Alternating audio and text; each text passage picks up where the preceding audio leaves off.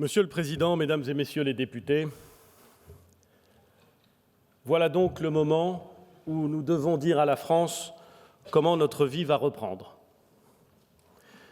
Depuis le 17 mars dernier, notre pays vit confiné. Qui aurait imaginé, il y a seulement 3 mois, la place que ce mot allait prendre dans notre débat public?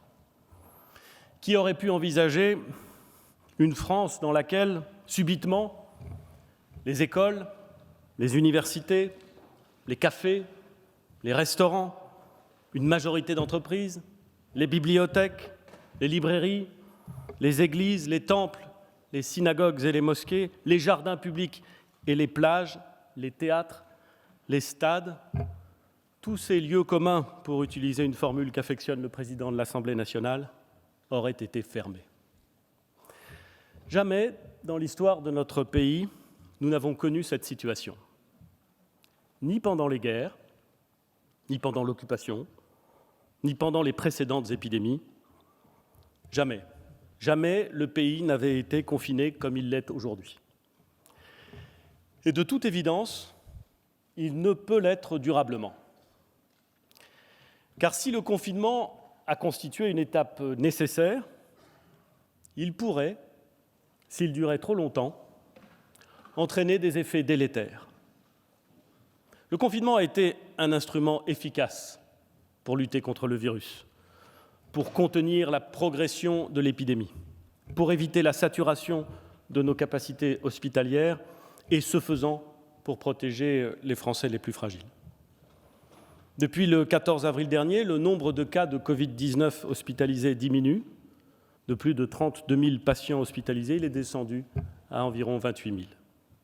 Depuis le 8 avril, le nombre de cas de Covid-19 en réanimation diminue. Il dépassait 7 100, il est désormais de 4 600. La décrue est engagée. Elle est régulière, lente, j'y reviendrai, mais régulière. Selon une étude de l'École des hautes études de santé publique, le confinement aura permis d'éviter au moins 62 000 décès sur un mois et 105 000 lits de réanimation auraient manqué en l'absence de confinement. Je ne crois pas, Mesdames et Messieurs les députés, que notre pays l'aurait supporté. Mais un instrument ne vaut que si ses effets positifs ne sont pas, dans la durée, dépassés par ses conséquences négatives. Or, nous savons, par l'intuition ou par l'expérience, qu'un confinement prolongé au-delà du strict nécessaire aurait, pour la nation, des conséquences gravissimes.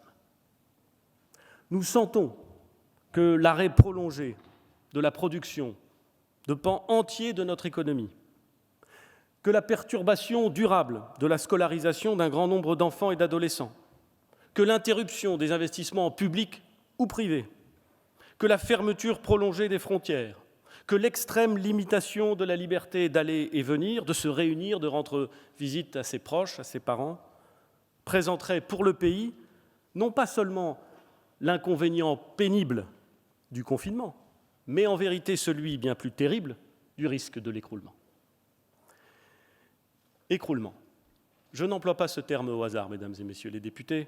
On me reproche bien plus souvent la litote que l'exagération. Il nous faut donc, progressivement, prudemment, mais aussi résolument, procéder à un déconfinement aussi attendu que risqué et redouté.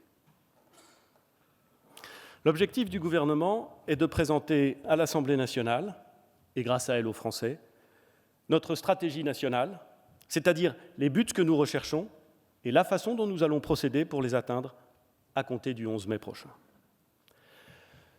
Toute stratégie repose sur des constats. Le premier d'entre eux est médical. Il tient en quelques mots simples que tous les Français doivent avoir en tête. Nous allons devoir vivre avec le virus. Dès lors qu'aucun vaccin n'est disponible à court terme, qu'aucun traitement n'a à ce jour démontré son efficacité et que nous sommes loin d'avoir atteint la fameuse immunité de groupe, le virus va continuer à circuler parmi nous.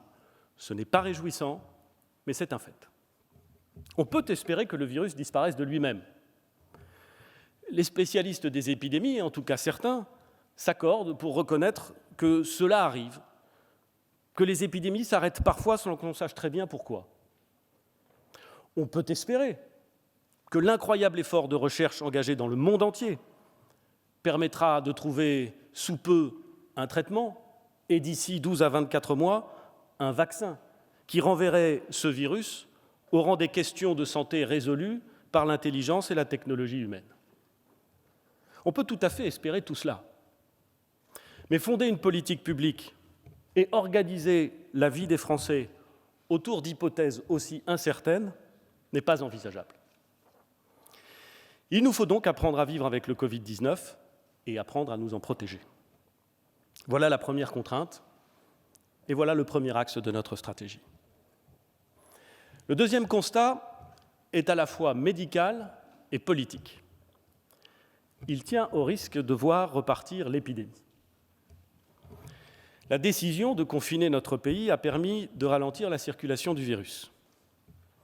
Elle a permis que jamais nos services de réanimation ou de soins intensifs ne soient saturés au point qu'ils n'auraient pu admettre de nouveaux patients. Elle a permis à l'engagement des soignants, à l'imagination des équipes hospitalières, à l'organisation logistique des soins de tenir, en dépit d'une pression considérable, jamais vue, mais de tenir. Et je veux le dire une nouvelle fois ici, notre système hospitalier a tenu.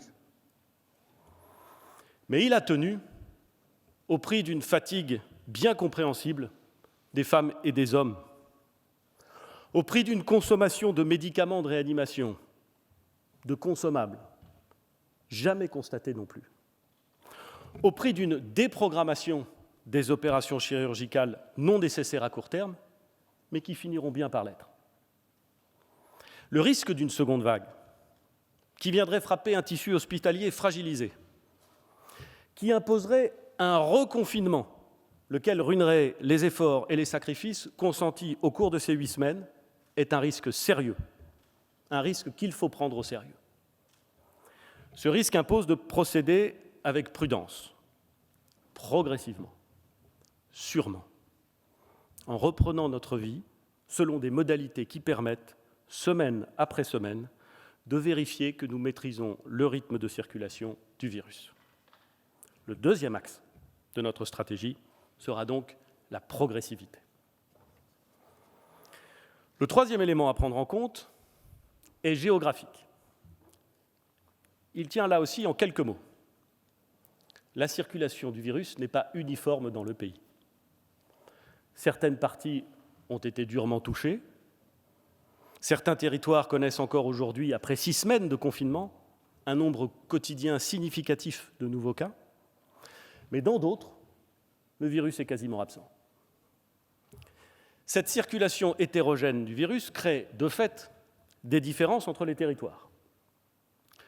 Pour tous ceux qui, comme moi, croient au bon sens, il n'est pas inutile, il est même très nécessaire, de prendre en compte ces différences dans la façon dont le déconfinement doit être organisé. À la fois pour ne pas appliquer le même schéma dans des endroits où la situation n'est objectivement pas la même, mais aussi pour laisser aux autorités locales, notamment aux maires et aux préfets, la possibilité d'adapter la stratégie nationale en fonction des circonstances. C'est d'ailleurs pour cela qu'avec le Président de la République, nous avons décidé de dire rapidement quelle était notre stratégie nationale, afin qu'au plus tôt, ceux qui vont participer à sa mise en œuvre puissent prendre leurs dispositions. Avec plusieurs membres du gouvernement, avec le coordonnateur interministériel Jean Castex, je rencontrerai dès demain les associations d'élus locaux et les préfets, puis jeudi, les partenaires sociaux pour engager ce travail de concertation et d'adaptation du plan aux réalités de terrain. Vivre avec le virus, agir progressivement, adapter localement, voilà les 3 principes de notre stratégie nationale. À partir du 11 mai, sa mise en œuvre va reposer sur le triptyque protéger, tester, isoler. Protéger d'abord. Protéger, c'est éviter d'être éviter d'être infecté par le virus ou d'infecter les autres. Les médecins nous disent que la contagiosité de la maladie apparaît 2 jours avant les premiers symptômes et disparaît plusieurs jours après. Ils disent également qu'une proportion non négligeable de porteurs du virus ne déclenchent aucun symptôme et ne savent pas, au fond, qu'ils peuvent transmettre le virus. Dès lors, il est impératif que chacun puisse adopter les comportements qui permettent d'éviter la contamination. À partir du moment où nous ne serons plus en situation de confinement, où les occasions de contact augmenteront à nouveau, il faudra les limiter, mais elles seront plus importantes qu'aujourd'hui, le respect des gestes barrières et des mesures de distanciation sociale, distanciation physique, préférons ce terme, prendra encore plus d'importance. Ces gestes barrières, tout le monde les connaît désormais, c'est notamment la distanciation physique et le lavage régulier des mains. À cela, il conviendra d'ajouter, et je dis bien d'ajouter, le port du masque dans certaines situations. Et je souhaite revenir précisément sur ce sujet, car cette question des masques a suscité l'incompréhension et la colère de nombreux Français. Pourquoi n'y en avait-il pas pour tout le monde ? Fallait-il en porter ou les trouver ? Lorsque la crise a commencé, nous disposions d'un stock important de masques chirurgicaux, important au sens où il permettait de répondre à plus de 20 semaines de consommation normale des services hospitaliers. La production nationale était inférieure à la consommation normale, mais complétée par des importations régulières. Avec l'apparition de l'épidémie en Chine, puis son arrivée en Italie, 2 éléments sont apparus clairement. L'importation est momentanément devenue impossible et la consommation a considérablement augmenté dans des proportions incroyablement supérieures à la normale. Comme tous les pays européens, comme les États-Unis d'Amérique, la France a dû gérer un risque de pénurie de masques. 3 décisions ont donc été prises. D'abord, d'augmenter la production nationale de masques chirurgicaux autant que faire se peut. Ça n'est pas simple, mais nous sommes en train d'y parvenir, en doublant d'abord et en atteignant bientôt 5 fois sa production initiale. Ensuite, réserver le stock existant aux soignants hospitaliers, pour garantir la fourniture de ces masques à ceux qui, en première ligne, auraient à soigner les malades. Il est arrivé, mesdames et messieurs les députés, que nous doutions de notre capacité à garantir cet approvisionnement dans la durée. Réserver les masques aux soignants, c'était mécaniquement refuser de les distribuer à d'autres. C'est un choix difficile, c'est un choix contesté, c'est un choix que j'ai estimé nécessaire. Enfin, nous avons lancé la production de masques en tissu pour compléter l'offre et ne pas dépendre des importations dont nous ne savions pas si elles pourraient reprendre et si oui, pour combien de temps. Les scientifiques eux-mêmes ont évolué. Au début, beaucoup nous disaient que le port du masque en population générale n'était pas nécessaire, que le risque du mauvais usage était supérieur aux avantages espérés. Et nous l'avons répété, et je l'ai dit. Ils nous disent aujourd'hui, parfois les mêmes, qu'il est préférable, dans de nombreuses circonstances, de porter un masque plutôt que de ne pas en porter, et il me revient donc de le dire, et de faire en sorte que cela soit possible. Pendant la phase de pénurie, nous avons utilisé l'outil des réquisitions, qui a été fort utile. Depuis plusieurs semaines maintenant, depuis que nous sommes rassurés sur notre capacité à servir les soignants au sens large en masques, nous incitons l'ensemble des acteurs à se procurer des masques, et les données des douanes le montrent d'ailleurs assez clairement, il rentre bien plus de masques dans le pays que le gouvernement n'en commande. Et croyez-moi, il en commande, puisque nous recevons près de 100 millions de masques chirurgicaux par semaine désormais, et que nous recevrons près de 20 millions de masques grand public lavables à compter du mois de mai. Nous avons incité les entreprises et les collectivités à se procurer également des masques. Certaines n'ont pas attendu que nous les incitions. Nous soutiendrons financièrement les collectivités locales qui achètent à compter de ce jour des masques grand public en prenant en charge 50% du coût des masques dans les limites d'un prix de référence. Et nous avons réouvert récemment, vous l'avez probablement remarqué, les marchands de tissus et les ateliers de couture et diffusé des guides pratiques de confection de masques afin que chacun se mobilise pour en produire. Grâce à la mobilisation de tous, il y aura donc assez de masques dans le pays pour faire face aux besoins à partir du 11 mai.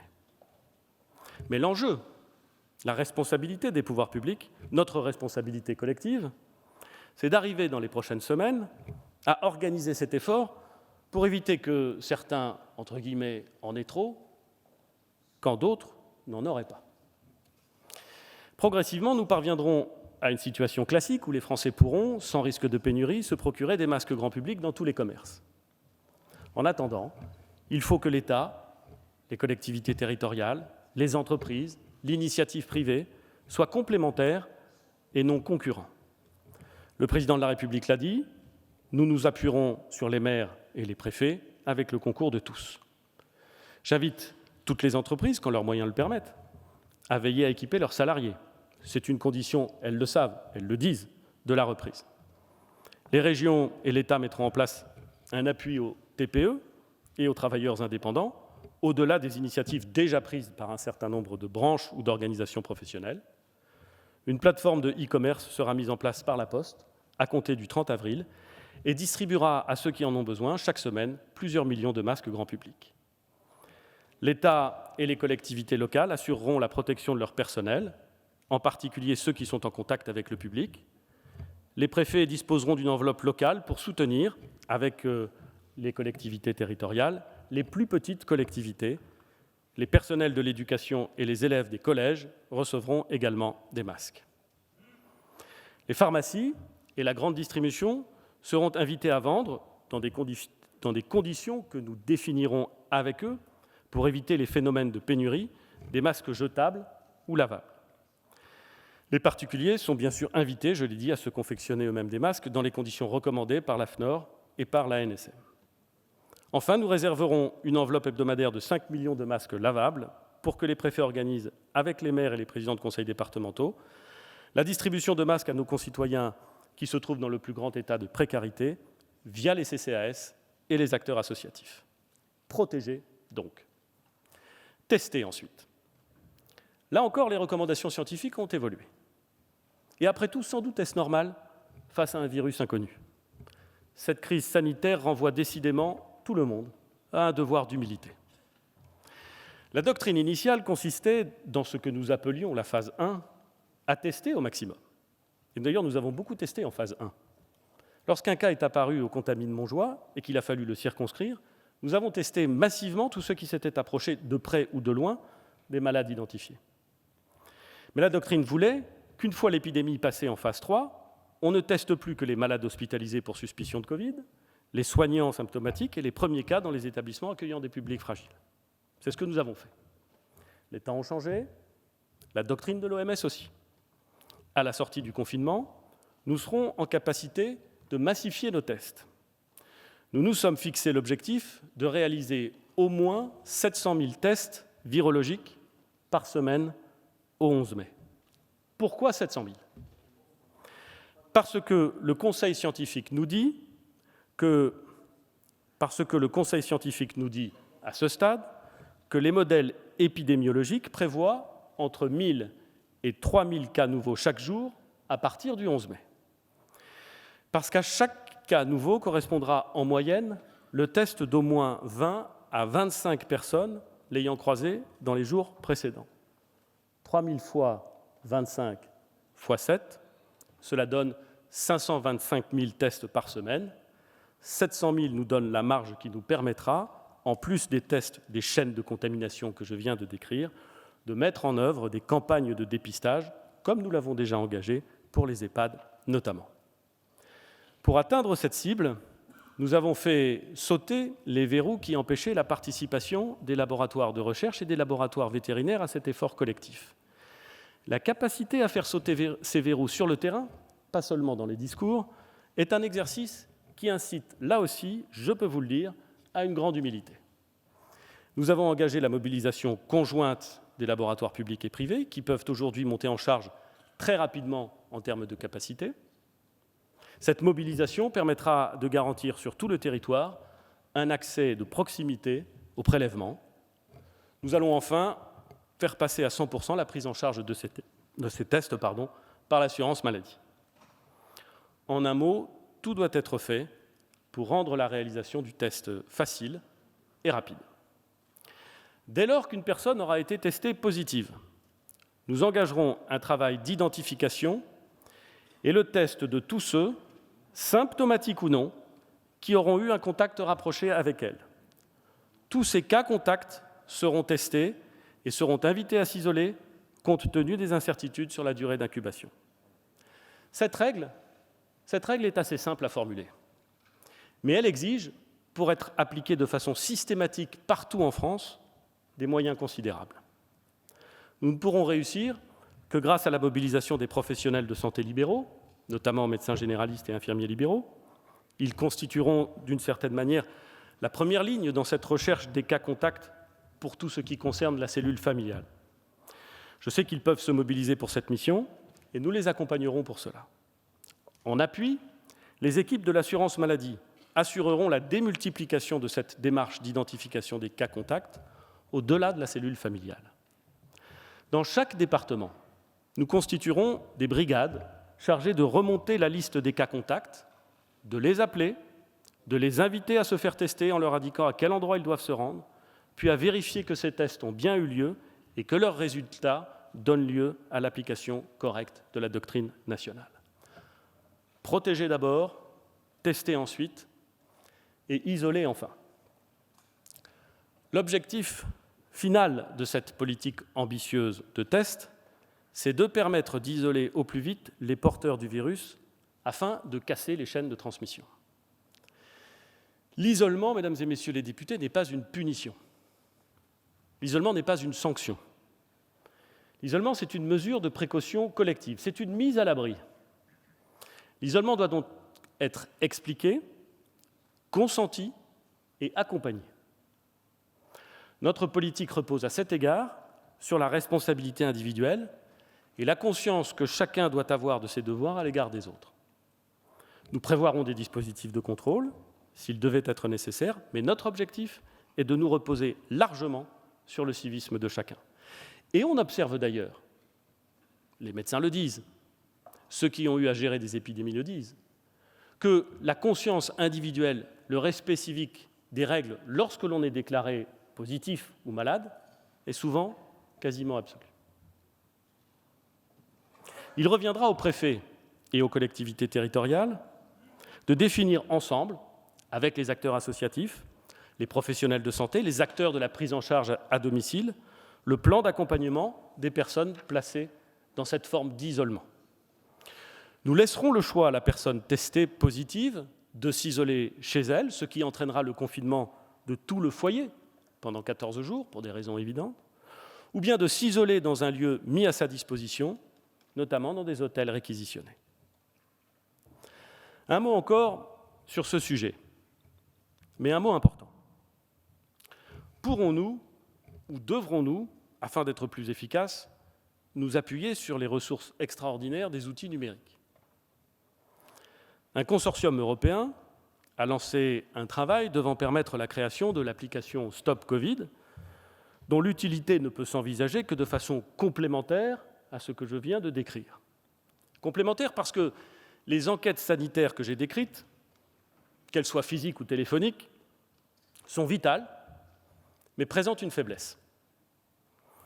Elles se heurtent parfois, dans les centres urbains, à l'impossibilité de reconstituer les chaînes de transmission dans les lieux les plus denses, et notamment dans les transports en commun.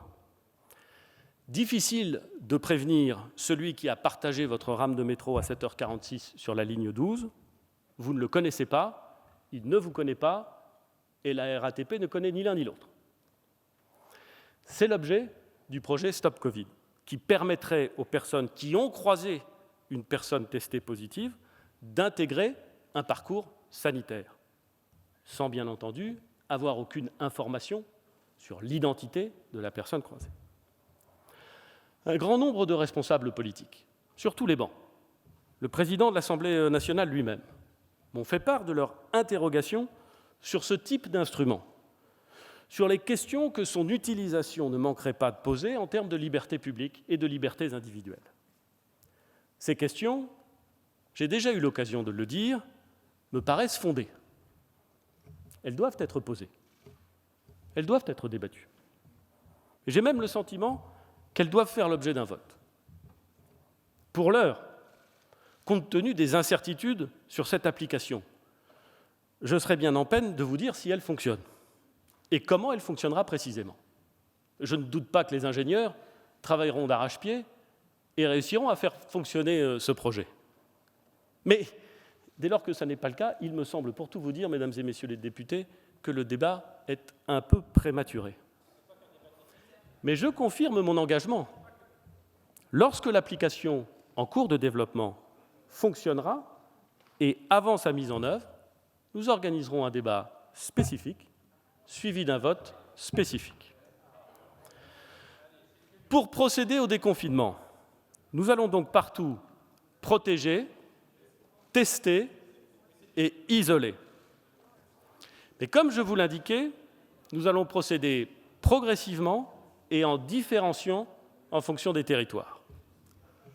Progressivement d'abord. Progressivement parce qu'il ne faut pas laisser repartir l'épidémie, parce que nous voulons éviter une deuxième vague, parce que nous tous ici préférons éviter qu'après le confinement, puis le déconfinement, nous ayons à connaître d'un reconfinement généralisé. Progressivement, cela veut dire que nous préparons le 11 mai en surveillant tous les indicateurs pour vérifier, département par département, que nous pouvons effectivement lancer les opérations à cette date. Un exemple pour illustrer ma prudence. J'ai indiqué que nous fondions notre stratégie de test sur une hypothèse de 3000 cas nouveaux par jour autour du 11 mai. Si le confinement se relâchait d'ici là, si à l'approche du 11 mai, disons jeudi 7 mai, il apparaissait que le nombre de nouveaux cas journaliers n'était pas dans la fourchette prévue, que nous ne parvenions pas à casser les trop nombreuses chaînes de contamination, alors nous devrions en tirer les conséquences. Je le dis aux Français, si les indicateurs ne sont pas au rendez-vous, nous ne déconfinerons pas le 11 mai ou nous le ferons plus strictement. Je préférerais, croyez-moi, que les modélisateurs, les épidémiologistes puissent nous dire que leurs hypothèses de 3000 cas par jour au 11 mai se vérifient. Mais si tel n'est pas le cas, je le dirai avec autant de clarté qu'il faudra. Hier, j'ai reçu du directeur général de la Santé des modélisations moins favorables. Peut-être parce que les comportements se relâchent un peu. Peut-être parce que la baisse des hospitalisations est trop lente. Peut-être aussi parce que les hypothèses sur lesquelles sont fondées ces modélisations ne vont pas s'avérer exactes. Je le dis ici, devant la représentation nationale, avec solennité, ces incertitudes doivent inciter tous les Français, à la plus grande discipline d'ici au 11 mai et à lutter contre les risques de relâchement que nous sentons parfois monter dans le pays. Si tout est prêt, comme nous le pensons, le 11 mai, alors commencera une phase qui durera jusqu'au 2 juin. Elle permettra de vérifier que les mesures mises en œuvre permettent de maîtriser l'épidémie et d'apprécier, en fonction de ces évolutions, les mesures à prendre pour la phase suivante qui débutera le 2 juin et qui ira jusqu'à l'été. C'est fin mai, notamment, que nous statuerons sur la réouverture des cafés et des restaurants. C'est donc en gravissant des marches de 3 semaines que nous allons avancer, en étant attentifs à l'effet de nos décisions et au comportement de nos concitoyens. La progressivité s'accompagne d'une différenciation selon les territoires. Je l'ai dit, tous les territoires n'ont pas été touchés de la même manière par l'épidémie, et nous espérons tous que le 11 mai, si le virus continue à circuler dans certains départements, sa présence sera très faible, voire nulle, dans d'autres. Il est donc logique que, tout en gardant la plus extrême prudence, nous proposions un cadre de déconfinement adapté aux réalités locales de l'Hexagone comme de l'Outre-mer. La Direction générale de la santé et Santé publique France ont établi 3 ensembles de critères permettant d'identifier les départements où le déconfinement doit prendre une forme plus stricte. Soit que le taux de cas nouveaux dans la population sur une période de 7 jours reste élevé, ce qui montrerait que la circulation du virus reste active. Soit, c'est le deuxième ensemble de critères, que les capacités hospitalières régionales en réanimation restent tendues. Soit, c'est le troisième ensemble de critères, que le système local de tests et de détection des chaînes de contamination ne soient pas suffisamment prêts. Ces indicateurs, leur lecture, seront cristallisés le 7 mai afin de déterminer quel département bascule le 11 mai dans la catégorie, disons, rouge, circulation élevée, vert, circulation limitée. À compter de jeudi, le directeur général de la santé présentera tous les soirs la carte avec les résultats département par département. Cette carte guidera ainsi chaque département dans la préparation du 11 mai, en rappelant l'objectif d'un confinement strict pour faire baisser la circulation du virus, mais aussi le besoin de remettre sur pied le système hospitalier et de mettre en place un système de test et de détection des cas contacts efficace. Je vous ai présenté les constats sur lesquels nous avons bâti la stratégie nationale de déconfinement, puis ces instruments de santé publique. Je souhaite désormais vous présenter comment va s'organiser la vie quotidienne des Français à partir du 11 mai. Notre stratégie nationale de déconfinement fixe les règles applicables pour quelques enjeux prioritaires. L'école, les entreprises, les commerces, les transports, la vie collective ou la vie sociale. Commençons par l'école. Le président de la République l'a rappelé, le retour de nos enfants sur le chemin des écoles est un impératif pédagogique, un impératif de justice sociale, en particulier pour ceux qui peuvent difficilement suivre l'enseignement à distance. Ce retour, nous voulons le concilier avec la préservation de nos objectifs de santé publique. Pour ce faire, nous proposons une réouverture très progressive des maternelles et de l'école élémentaire à compter du 11 mai, partout sur le territoire et sur la base du volontariat. Dans un deuxième temps, à compter du 18 mai, mais seulement dans les départements où la circulation du virus est très faible, nous pourrons envisager d'ouvrir les collèges en commençant par les classes de 6e et de 5e. Nous déciderons fin mai si nous pouvons réouvrir les lycées, en commençant par les lycées professionnels, début juin. Cette décision n'a pas été prise à la légère. Nous avons consulté, nous avons pesé le pour et le contre, nous avons étudié ce que font les autres pays, mais la réouverture des écoles est nécessaire pour garantir la réussite éducative des élèves, notamment les plus vulnérables d'entre eux, dont la scolarité souffre terriblement du confinement. Les classes rouvriront dans des conditions sanitaires strictes. Pas plus de 15 élèves par classe. Une vie scolaire organisée autour du respect des règles barrières, de mesures d'hygiène strictes et de la distribution de gel hydroalcoolique. Tous les enseignants et encadrants des établissements scolaires recevront des masques qu'ils devront porter quand ils ne pourront respecter les règles de distanciation.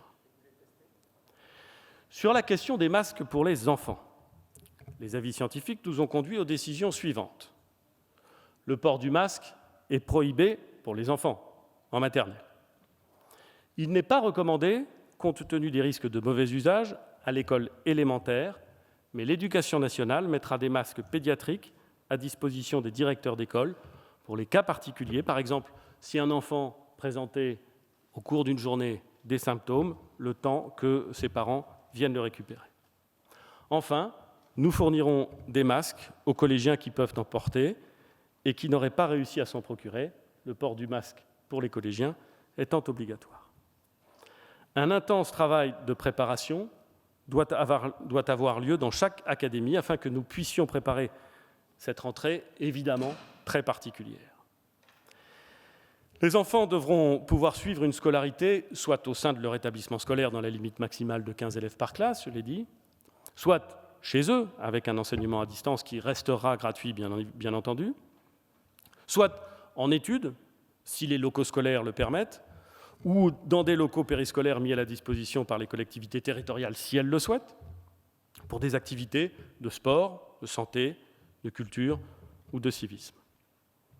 J'ai admiré la mobilisation de l'Éducation nationale pendant le confinement, le dévouement de milliers d'enseignants qui se sont mobilisés pour accueillir les enfants de soignants, qui resteront accueillis bien entendu, dans les temps qui viennent. L'ingéniosité de tous ceux qui se sont réinventés pour offrir à leurs élèves des modalités originales d'enseignement à distance. Et nous avons tous, j'en suis sûr, autour de nous, des exemples extraordinaires d'inventivité, d'engagement, d'imagination, pour que le lien essentiel entre le maître et son élève demeure, alors même que la période de confinement était en vigueur. Je veux laisser le maximum de souplesse au terrain en la matière. Et je sais que c'est ainsi que les directeurs d'école, les parents d'élèves, les collectivités locales trouveront ensemble, avec pragmatisme, les meilleures solutions. Je leur dis que nous les soutiendrons et que je leur fais confiance. Les crèches seront également réouvertes.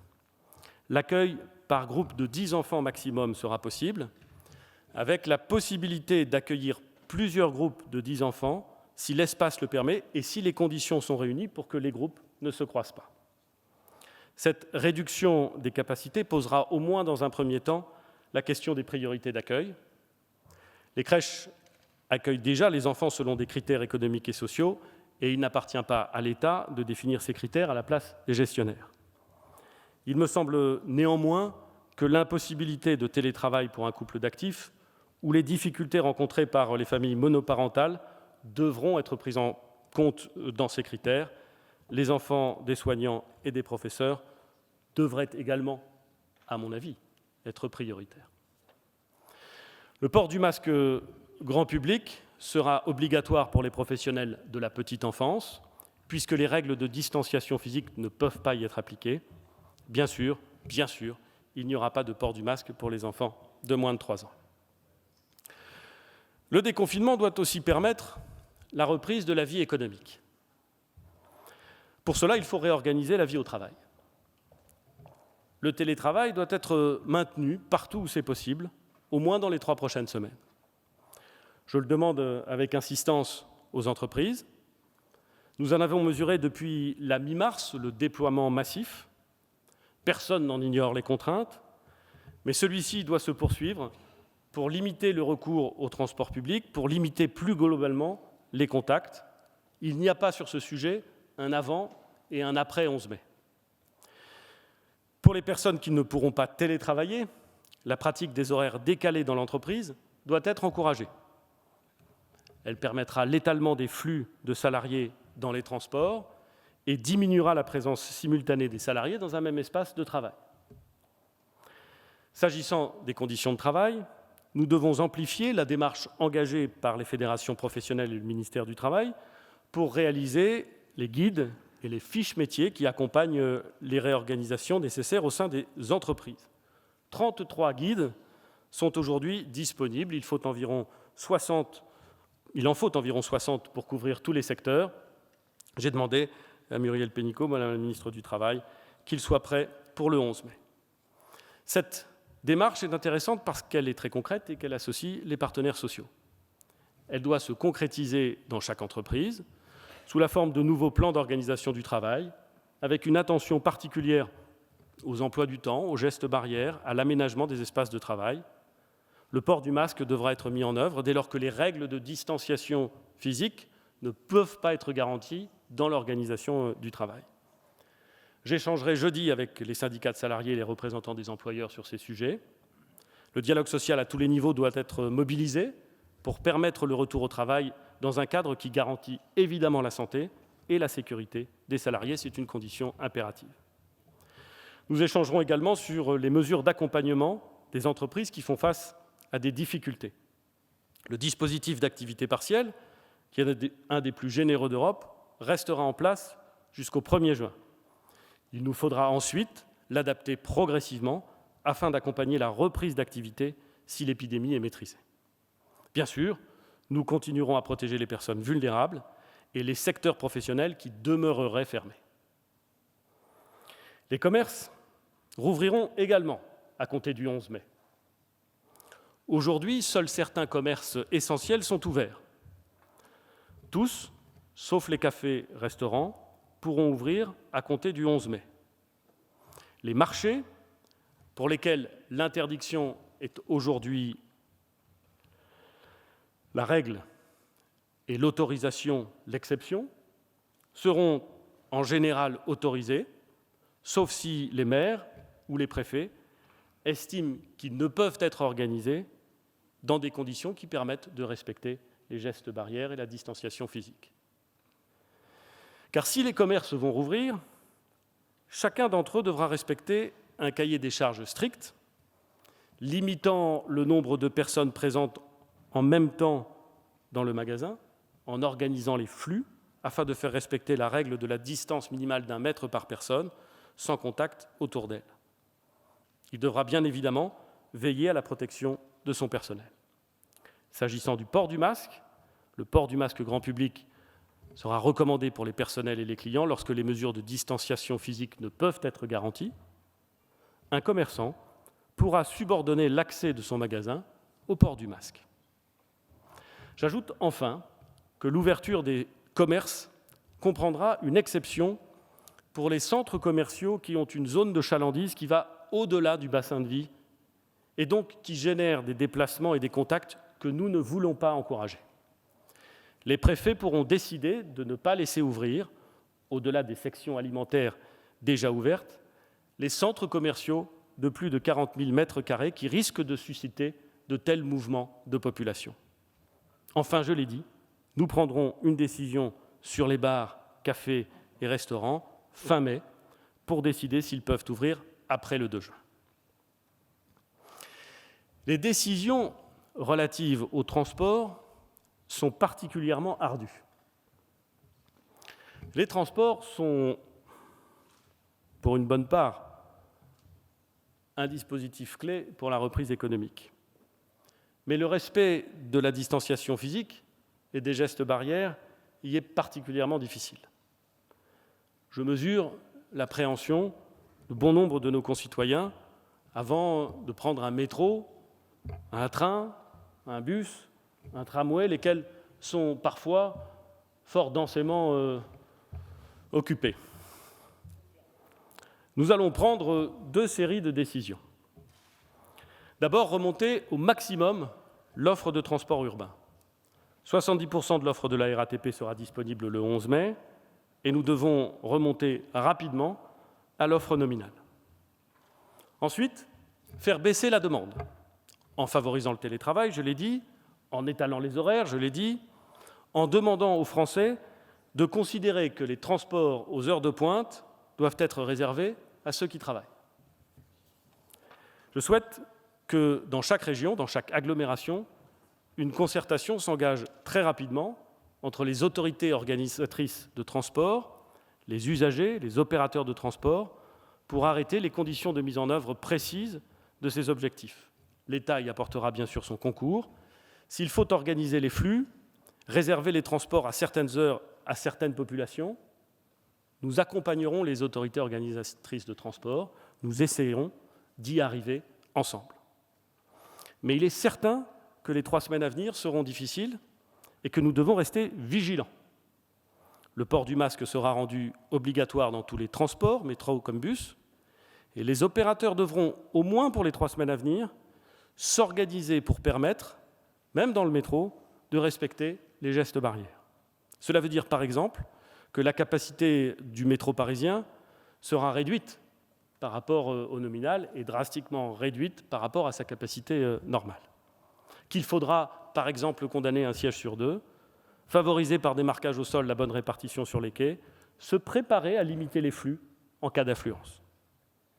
Les bus scolaires pourront circuler, mais avec la même règle du 1 sur 2, avec l'obligation de port du masque pour les chauffeurs et pour les écoliers à partir du collège.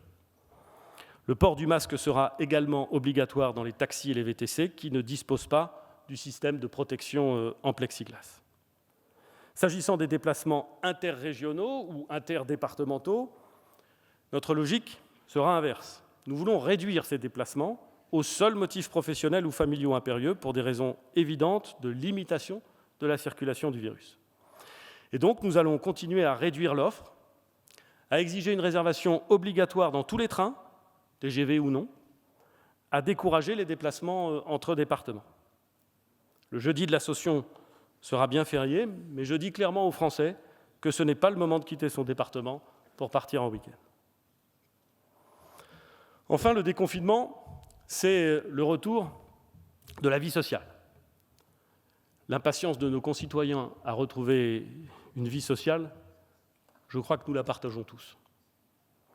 J'ai d'abord une pensée pour tous nos aînés qui, au-delà du confinement, subissent la solitude à domicile et parfois l'isolement dans les EHPAD, privés pendant de longues semaines de toute visite de leurs enfants et de leurs petits-enfants. Comme vous le savez, nous demanderons à nos aînés de continuer à se protéger. Il faut qu'ils respectent des règles similaires à la période de confinement, en se protégeant, en limitant leurs contacts et donc leurs sorties. Tout cela sur le principe de confiance et de responsabilité, comme l'a annoncé le Président de la République. Il n'y aura pas de contrôle, pas d'attestation de sortie pour les plus âgés d'entre nous, mais je demande aux personnes les plus âgées, les plus fragiles, de la patience. Les visites privées, quand elles reprennent, doivent être entourées de précautions, comme les sorties. En vous protégeant, vous protégez le système hospitalier et vous protégez les plus fragiles d'entre nous. La vie sociale va reprendre, donc, mais là encore, progressivement. Je voudrais d'abord commencer par dire ce qu'il sera à nouveau possible de faire. Il sera à nouveau possible de circuler librement, sans attestation, sauf, comme je l'ai dit, pour les déplacements à plus de 100 km du domicile, qui ne seront possibles que pour un motif impérieux, familial ou professionnel. Il sera possible, les beaux jours aidant, de pratiquer une activité sportive individuelle en plein air, en dépassant évidemment la barrière actuelle du kilomètre et en respectant les règles de distanciation physique. Il ne sera possible ni de pratiquer du sport dans des lieux couverts, ni des sports collectifs, ni des sports de contact. Les parcs et jardins, si essentiels à l'équilibre de vie en ville, ne pourront ouvrir que dans les départements où le virus ne circule pas de façon active, les fameux départements verts. Par mesure de précaution, les plages resteront inaccessibles au public au moins jusqu'au 1er juin. S'agissant des activités culturelles, parce qu'ils peuvent fonctionner plus facilement en respectant des règles sanitaires, les médiathèques, les bibliothèques, les petits musées, si importants pour la vie culturelle de nos territoires, pourront rouvrir leurs portes dès le 11 mai. A contrario, les grands musées qui attirent un grand nombre de visiteurs hors de leur bassin de vie, les cinémas, les théâtres et les salles de concert, où l'on reste à la même place dans un milieu fermé, ne pourront pas rouvrir. Les salles des fêtes, les salles polyvalentes resteront également fermées jusqu'à cette marche du 2 juin. Pour donner aux organisateurs d'événements de la visibilité, je veux préciser que les grandes manifestations sportives, culturelles, notamment les festivals, les grands salons professionnels, tous les événements qui regroupent plus de 5000 participants et font à ce titre l'objet d'une déclaration en préfecture et qui doivent être organisés longtemps à l'avance, ne pourront se tenir avant le mois de septembre. La saison 2019-2020 de sport professionnel, notamment celle de football, ne pourra pas non plus reprendre. Quant aux lieux de culte, je sais l'impatience des communautés religieuses. Les lieux de culte pourront continuer à rester ouverts. Mais je crois qu'il est légitime de demander de ne pas organiser de cérémonie avant cette barrière du 2 juin. Les cérémonies funéraires resteront évidemment autorisées, comme aujourd'hui, dans la limite de 20 personnes. J'ai parfaitement conscience de la charge et de la difficulté, face à des décès, d'appliquer cette règle, mais elle est formulée en France comme dans d'autres pays comparables, afin, là encore, de protéger les vivants. Les cimetières seront à nouveau ouverts au public dès le 11 mai. En attendant des jours meilleurs, les mairies continueront à proposer, sauf urgence, le report des mariages. D'une façon générale, il nous faut éviter les rassemblements qui sont autant d'occasions de propagation du virus. Les rassemblements organisés sur la voie publique ou dans des lieux privés seront donc limités à 10 personnes. Mesdames et messieurs, ces règles de vie sociale peuvent paraître compliquées. Elles sembleront sans doute sévères à certains et peut-être trop laxistes à d'autres. Au fond, ce que je vous propose de rétablir, c'est un régime de liberté dans lequel nous devons fixer des exceptions. Ces règles sont contraignantes, c'est vrai, mais je crois pouvoir compter sur le civisme de nos compatriotes pour que chacun les applique avec rigueur. Il en va de notre santé à tous. Nous avons certainement, dans ces domaines, oublié des points, formulés de façon incertaine des règles, omis de prévoir dans tel ou territoire une adaptation possible. C'est tout l'intérêt de la phase qui s'ouvre. Il s'agit d'enrichir ce plan tous ensemble, avec les élus, avec les administrations de terrain, avec les partenaires sociaux, avec tous les Français, pour être prêts le 11 mai. Ces efforts ne sont pas vains et ils nous permettront, je l'espère, de façon très concrète, d'envisager la période estivale sous de meilleurs auspices. Je donne d'ores et déjà rendez-vous aux Français à la fin du mois de mai pour évaluer les conditions dans lesquelles nous organiserons une nouvelle phase de déconfinement et prendrons en particulier des décisions sur l'organisation et la réouverture, je l'ai dit, des cafés, des restaurants, des vacances. Il est trop tôt aujourd'hui, en conscience, pour le faire. Pour la suite, la stratégie que je viens de présenter, l'architecture générale de ce plan de déconfinement approuvé en Conseil de défense sous la présidence du chef de l'État, n'est pas un texte législatif. Elle exigera des décisions réglementaires ou individuelles prises par les ministres ou les préfets ou par les présidents d'exécutifs locaux dans le champ de leurs compétences. Sur quelques sujets, néanmoins, elle devra être accompagnée de dispositions législatives qui n'existent pas aujourd'hui et qui vont manquer. J'en prends deux exemples. Pour tracer les contacts, pour remonter jusqu'à ceux qui ont croisé le chemin d'un malade, il faudra sans doute faire appel à des effectifs supplémentaires pour renforcer les médecins. Et quand je dis sans doute, c'est certain. J'évoquais tout à l'heure l'appui des personnes de l'assurance maladie. On pourra sans doute dans ces brigades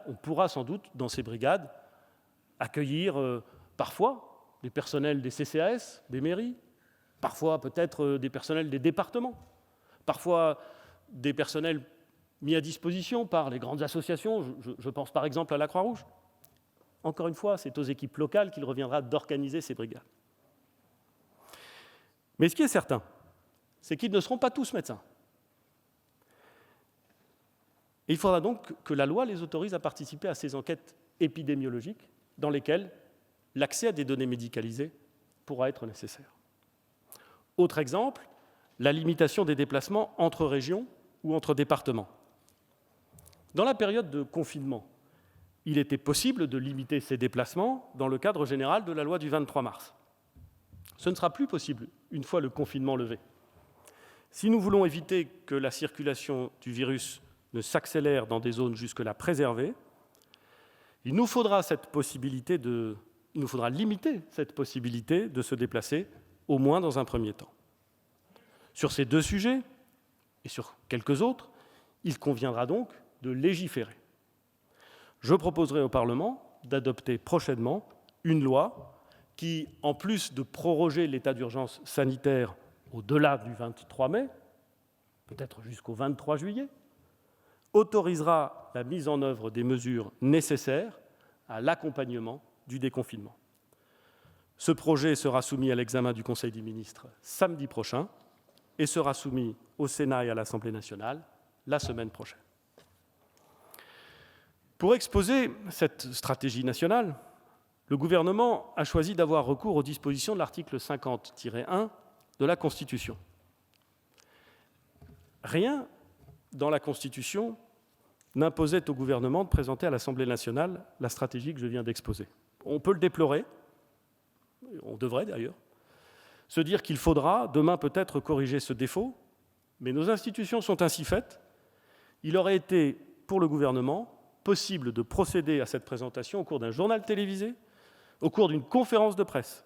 Et reconnaissons que cela s'est déjà fait de très nombreuses fois et sous tous les gouvernements de la Ve République.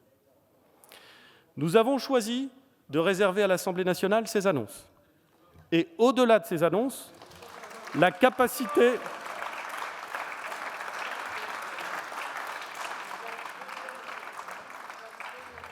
Et au-delà de ces annonces, la capacité de réagir, de critiquer bien sûr, d'interroger aussi le gouvernement sur ce plan, qui, comme je l'ai déjà indiqué, a vocation à être complété par les autorités locales, les organisations syndicales et patronales.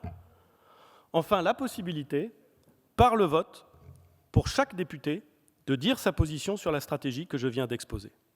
Ce choix repose sur plusieurs raisons. D'abord, la place évidemment éminente de cette Assemblée dans notre démocratie. Inutile d'en dire beaucoup sur une conviction que nous partageons tous. En ces temps de démocratie médiatique, de réseaux pas très sociaux mais très colériques, d'immédiateté nerveuse, il est sans aucun doute utile de rappeler que les représentants du peuple siègent, délibèrent et se prononcent sur toutes les questions d'intérêt national. Je souligne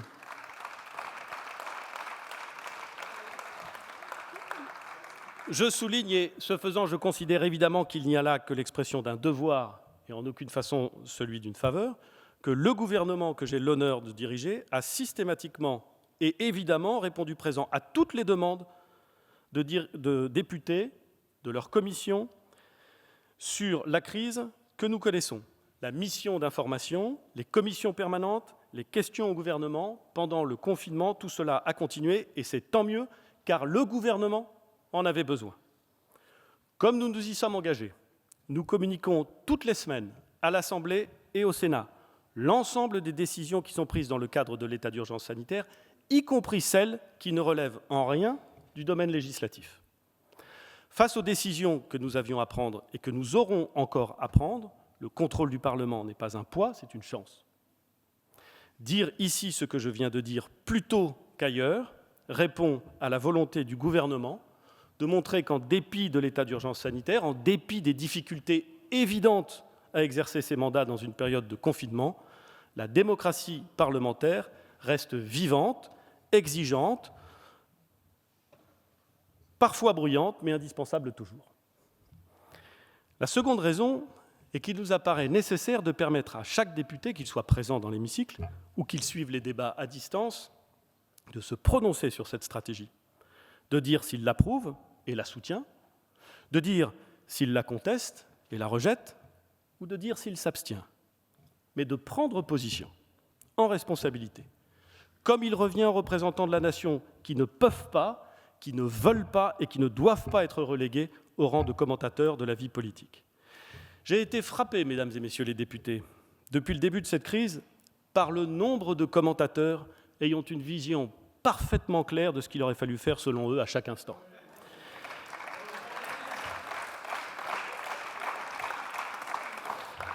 La modernité les a souvent fait passer du café du commerce à certains plateaux de télévision. Les courbes d'audience y gagnent ce que la convivialité des bistrots y perd. Mais je ne crois pas que cela grandisse le débat public. Non, les députés ne commentent pas. Ils votent. Et ce faisant, ils prennent des positions politiques. C'est votre honneur, c'est votre mission, et c'est ce que je vous invite à faire après le débat qui suivra cette déclaration. Mesdames et messieurs les députés, la France est dans un de ces moments où ceux qui l'aiment et la servent doivent être à la hauteur. Nous devons protéger les Français sans immobiliser la France au point qu'elle s'effondrerait. C'est une ligne de crête délicate qu'il nous faut suivre. Un peu trop d'insouciance, et c'est l'épidémie qui repart. Un peu trop de prudence, et c'est l'ensemble du pays qui s'enfonce. La stratégie que je viens d'énoncer a pour objet de nous permettre de tenir cette ligne de crête. Elle repose sur des choix que je viens de présenter, elle repose sur l'action déterminée du gouvernement et de l'État sous l'autorité du président de la République, elle repose sur la confiance que nous plaçons dans les collectivités territoriales, dans les acteurs du monde économique et social, dans les associations. Elle repose aussi, et au fond avant tout, sur les Français, sur nos concitoyens, sur leur civisme et leur discipline. Aucun plan, aucune mesure, aussi ambitieuse soit-elle, ne permettront d'endiguer cette épidémie si les Français n'y croient pas ou ne les appliquent pas, si la chaîne virale n'est pas remplacée par une chaîne de solidarité. À partir du 11 mai, le succès ne reposera pas sur la seule autorité de l'État, mais sur le civisme des Français. En juillet 2017, dans des circonstances bien différentes, mais à cette même tribune, à l'occasion de ma première déclaration de politique générale, j'avais évoqué cette antique qualité dans laquelle les Romains puisaient leur force, la vertu, celle qui mêle rectitude, honnêteté et courage. J'étais loin d'imaginer alors combien cette qualité serait essentielle dans les semaines à venir pour préparer notre avenir, l'avenir de nos enfants, l'avenir de la France. Je vous remercie.